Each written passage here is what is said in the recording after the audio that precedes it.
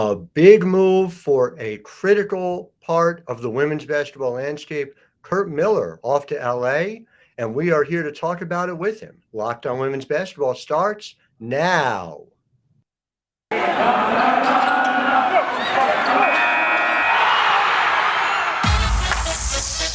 You are Locked On Women's Basketball, your daily podcast on women's basketball. Part of the Locked On Podcast Network, your team every day.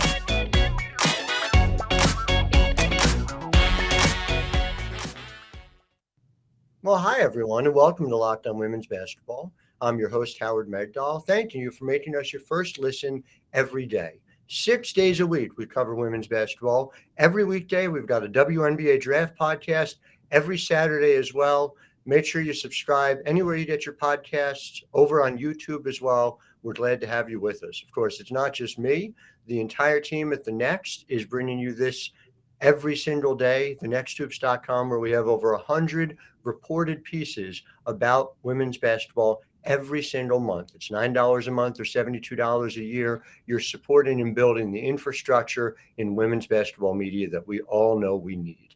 And somebody who's given us no shortage of stories to write about through the years, both at the Connecticut Sun and now with this move to the Los Angeles Sparks, is Curt Miller. And Curt, I want to start just by talking about the fact that we are at a moment in time where the high-profile coaches are in great demand, whether it was you, whether it was Cheryl Reeves' whirlwind free agent tour that led her ultimately back to Minnesota. It feels as if there's been a bit of a sea change in there, an understanding of the value here. And I guess as somebody who's gone through it yourself here, how you feel like that resonates. Yeah, Howard, it was a humbling offseason for sure. And it hasn't been very long between the end of the season, 36 hours later being in Australia and then coming back. It's been a nonstop offseason so far for me, but humbling. Got to speak with some amazing people around the league this offseason, and just really, really excited to be starting the next phase of my career in LA. I just think it's so interesting, when you have these opportunities, when you have these options coming up, how do you go about sorting them? What was your process like?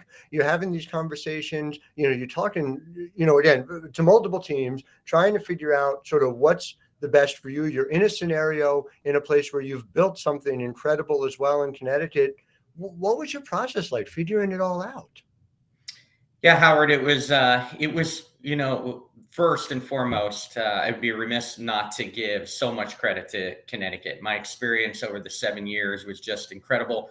Worked for 3 great bosses. If you're fortunate to work with one, you've had a great career. I was fortunate to work with 3, from Chris Yanko, who hired me, a 10-year with Amber Cox, and then Jen Rosati. I'm going to be lifelong friends with all three of them. So talented in what they do, but more importantly, such great people. So I was very fortunate.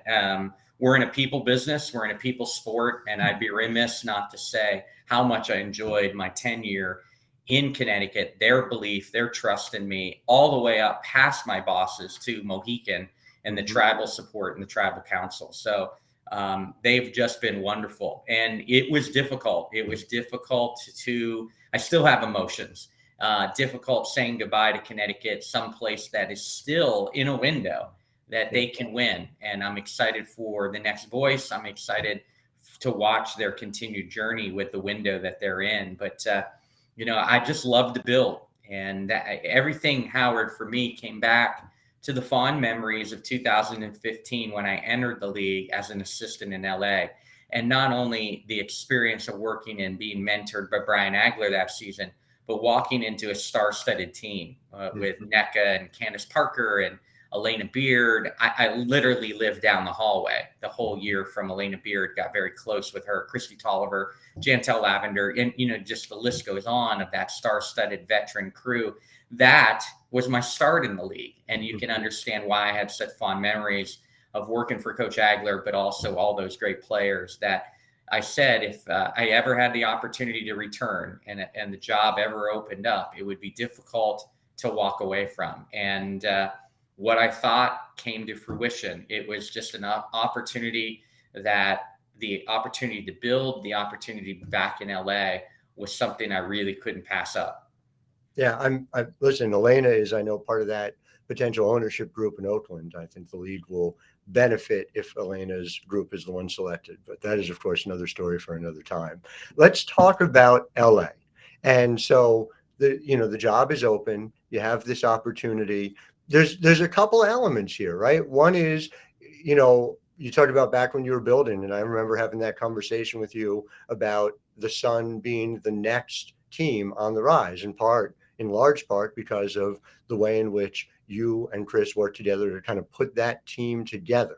What was the vision that you had, that you're in that conversation with the Sparks, about where that looks like? What is the arc? It's obviously, it's a roster that has some veterans. It's a roster that's missing a first round draft pick coming up. What's from here to there in the way you described it? Yeah, I think, Howard, when you look at my career, there's been a lot of questions about the decisions that I've made when I've made moves. Some of my most important mentors thought I was committing, a really maybe professional suicide by taking the Bowling Green job. And it was, like I just believed that they once had great history, that it could be returned. Indiana had no tradition. When I left the Big East as an assistant coach, and I left Syracuse and, a team that was always fighting with UConn and Notre Dame to try to find relevancy, and I go to little known Colorado State. What they didn't know, I was going to walk into a time where Becky Hammon was going to, put the program on her back. So whatever happened to her? Yeah. Can you imagine? So, Howard, I've not been afraid to take a step where people may bat their eye, question it. I look at it as half glass full. It is an opportunity to build something special in LA. It's a destination location for free agents. They have a lot of cap available and space right away, so you can really put your input on it. I can't wait to get to work with a new GM and a new coaching staff and Karen Bryant and Eric Holoman. And so I looked at it as glass half full. We have a lot of hard work ahead of us. We don't have a first round pick. A lot of people have cap space. A lot of teams have free agents that they need to sign. It won't be easy, but I've never shied away from that in a building process. I'm excited about the potential that LA is. And I saw it when it was filled with star-studded players, how special a place it can be. I want to help bring it back. There's a reason that franchise has won 3 championships. I'm humbled and honored to now be a part of it. It's a signature franchise. It's one of the first 2 franchises literally to tip off in this league, right? And I think there's even an import when you think about the levels that the WNBA as a whole can reach, to have great teams in LA and New York. I don't mean to put to the side the importance of other teams who are in this league, but just from, an attention perspective, being able to do that in the 1 and 2 largest media markets in the country would seem to matter to me. Do you feel like that? Do you feel like at some level the stakes are a little higher in LA? And was that part of what drew you to this challenge? For sure. The iconic franchise, when you mention it, it's in your head, that picture, that jump ball, that original jump ball, the NECA putback in 2016, Candace Parker, Lisa Leslie, and you think about some of the greats of all time that have played in LA. Mm-hmm. And then you build onto that, the coaches that have walked the sideline. But, my experience in 2015, so fond that, all that went into it, all that emotion. And we know we got hard work ahead of us, and the fan base has to stay patient. But it's a place where I think with the ability to put your own footprint on it can be really special. Locked On Women's Basketball is brought to you by Built Bar. Look, you've got to try the new reimagined flavors over at Built Bar. As you know, I've talked to you about it for a long time. Cookie dough topper is, I would say, 90% of what we eat in this house. But there's coconut brownie bar, coconut brownie topper, chocolate peppermint granola, and with the holidays coming, candy cane brownie gets you ready for the holidays because it's not just delicious candy bars. 100% real chocolate, 17 grams of protein, and somehow 130 calories. So go to built.com and get 15% off your order by trying the code LOCKEDON15 at built.com. Again, it's LOCKEDON15 for 15% off your order. And again, built.com for Built Bars. Tell them Grandma Myrna sent you. Locked On Women's Basketball is brought to you by Turo. Turo is the world's largest car sharing marketplace. With Turo, you can book any car you want, wherever you want it, from a community of local hosts. Browse a huge selection of vehicles for just about any occasion or budget. Book an SUV or minivan for a family road trip, a pickup truck for some errands, or even test drive an EV. Every tip is backed by liability insurance. Terms, conditions, and exclusions apply. Forget boring rental cars. Find your drive at Turo.com. You have been very clear about your build throughout your time in Connecticut. And so you talked about the patience, but I wonder, do you view this as a 3-year arc? Do you view it as a 5-year? Is the level of cap space and the fact that there is an opportunity to build mean something that you think you can get there sooner? I just wonder sort of how you view that, that mountain ahead. Yeah, it's interesting, Howard. I thought the build at Bowling Green was going to take longer. And then by year 3, we had won 20 plus games. We did that 9 straight years, won 8 straight championships.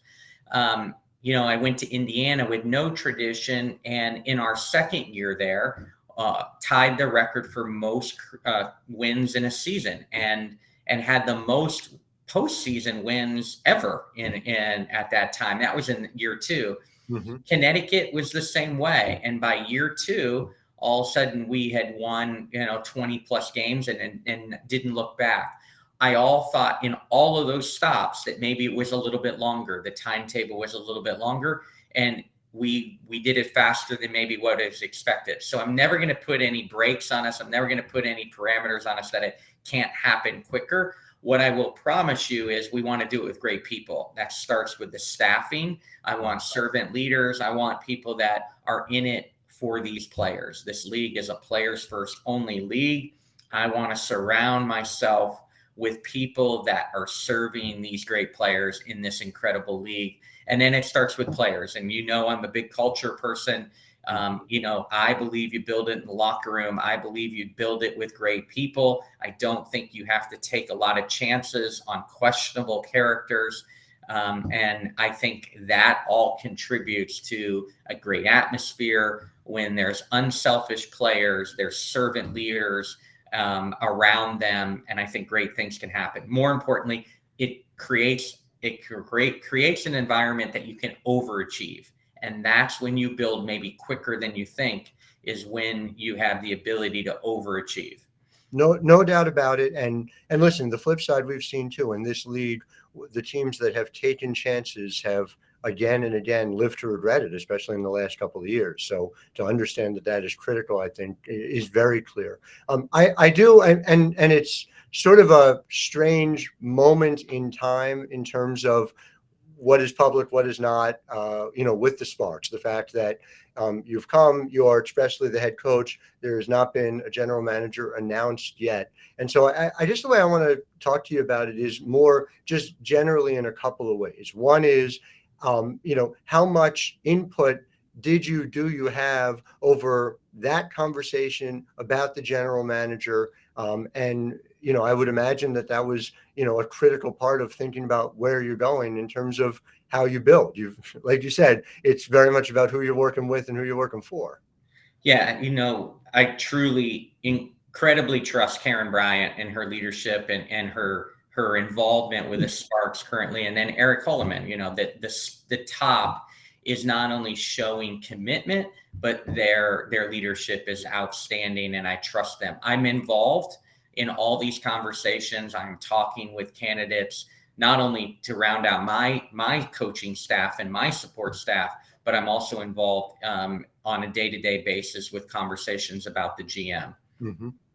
In terms of not being a general manager, and I've just, for our listeners, just as a point of personal privilege, you were not a hands-off GM in Connecticut. You knew every last dollar amount. You were on top of every kind of decision that went along the way. I know there's been a bit of a shift throughout the league, a conversation that, geez, these jobs are getting bigger and bigger, and it gets to a point where, separating them out, there's a certain amount of logic to it. I wonder, did that play a part in the way you were feeling about it, number one? And number two, just, how that transition is going to be for you. You're a voice in that conversation, but it is a transition, no doubt about it. Yeah, I think the great thing is I spent 6 years as a GM and can provide guidance and, my knowledge of during my time as a GM to our new GM when that person is hired. But at the same time, you mentioned it is very, very difficult under the new CBA and the recent tactical, the talent that goes into the GM role has clearly changed. During my tenure in this league, the GM role is much more needed. It's so much more difficult. It takes a lot of professionalism, tactician. It is just a really full-time job. And I think you see the shift happening, that more and more franchises are moving away from the dual hat. That's how important the GM role is. But that's how much work is going into the GM role on a daily basis. But I'm excited to be able to provide some leadership and some, guidance on and advice in that role since I played that role. But honestly, Howard, I'm excited not to be that role at times too. The challenge of that dual role, your coach-player relationship is one thing. And now when you start negotiating money and talking fines and, talking about all those other decisions, they know you more on a day-to-day basis as the coach-player relationship. And then you have your GM-player relationship also is sometimes very, very challenging in this league. So I was looking forward to taking off, the one hat and being able to really concentrate on the build as a coach in LA. Makes a lot of sense. And then even just the flip side of that, when you talk about Karen and Eric being as in as they are, as committed as they are, and obviously we know their histories. Is there a desire, and is it something that you're seeing as well, to have a larger front office? Simply to have, there's just this enormous gap, as you know, between the size of an NBA front office and the size of a WNBA front office. And, there are a lot of reasons for that, but the job is arguably just as hard. And so is there a desire on your end to have more people? Let's say more people in analytics, for instance, and being able to build. I know that matters to you a lot. Yeah, I think first and foremost, that was one of the big attractions to LA is Eric's commitment. And the commitment starts in human capital. The human capital is so important. And they really started this growth in LA on the business side. And now it turns to the basketball side. And there's a new vision, there's a new plan.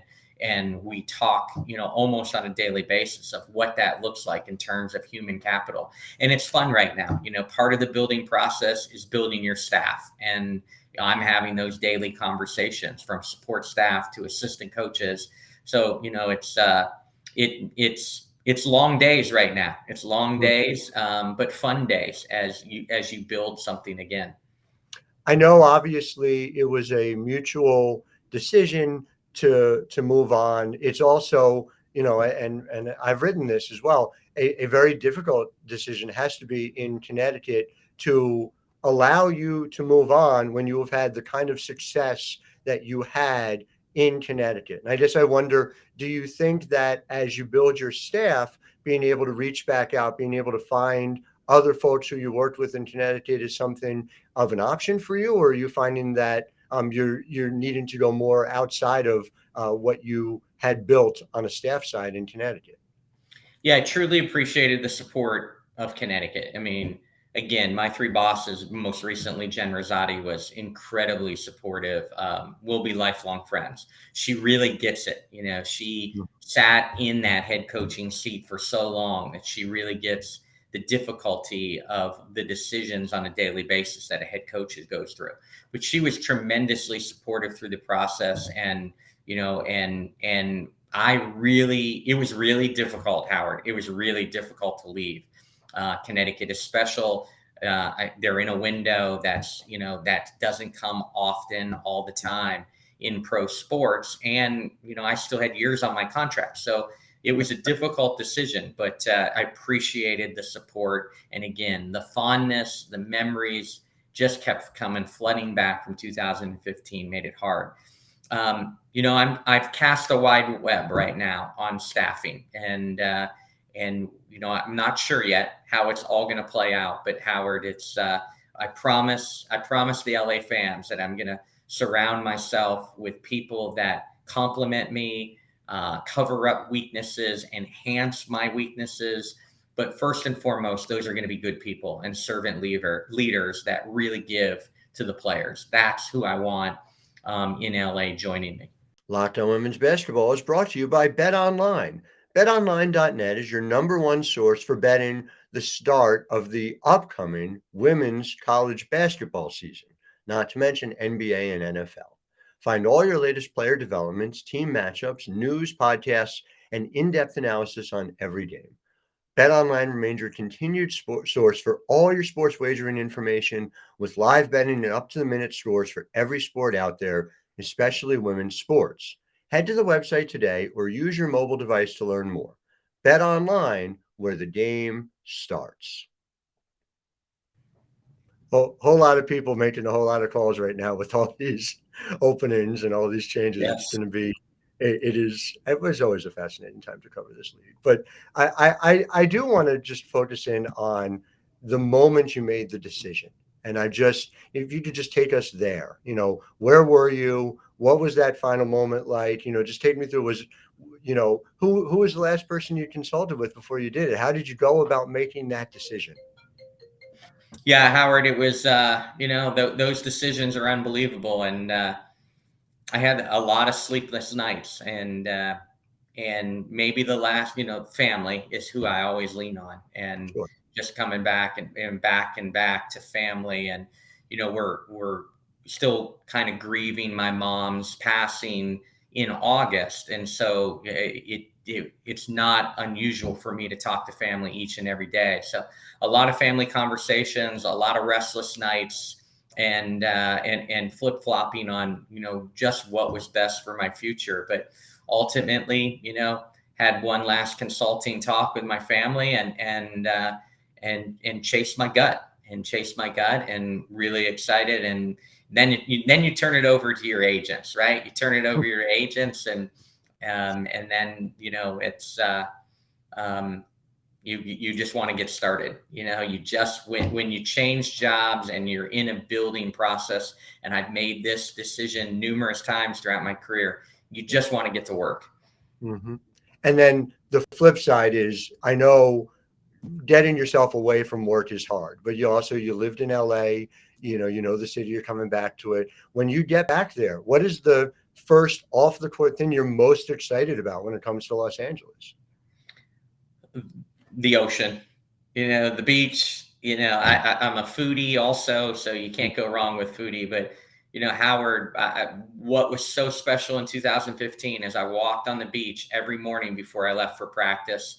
Didn't matter if it was 4:35, 5:30, usually in the pitch black, but I made that a priority. And a lot of times got a second walk in on the beach, after practice. And so I can't wait to get back out there. Water's special. It's a special place.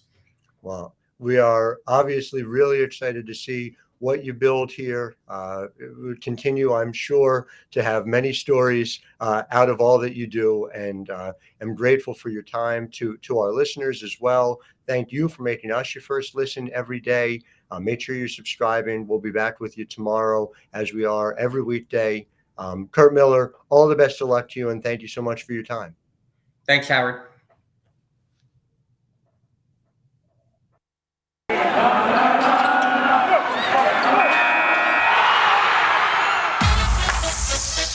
You are Locked On Women's Basketball, your daily podcast on women's basketball. Part of the Locked On Podcast Network, your team every day.